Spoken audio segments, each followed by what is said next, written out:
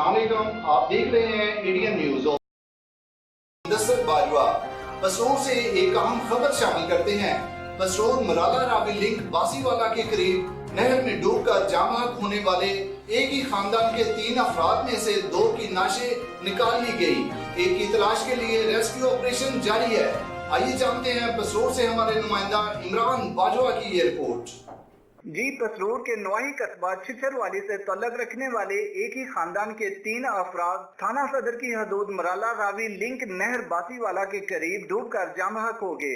तीनों अफराद कदीम देहाती रवायात के मुताबिक आज के दिन बैसाखी के त्यौहार पर नहाने के लिए दीगर लोगों के साथ नहर में गए थे, जहां पर पांव फिसलने के बायस नहर में गिरकर जान बहक हो गए। जान बहक होने वालों में 65 साला अब्दुल मजीद और उसकी बीवी आसिया बीवी समेत उनका 16 साला अजान भी शामिल है। उनका तल्लक नवाही इलाका कस्बा छिछरवाली से था। पसरूर रेस्क्यू 1122 की जानब से अब्दुल मजीद और उसकी बीवी की नाश को निकाल लिया गया है, जबकि 16 साला अजान की तलाश के लिए रेस्क्यू ऑपरेशन अभी जारी है।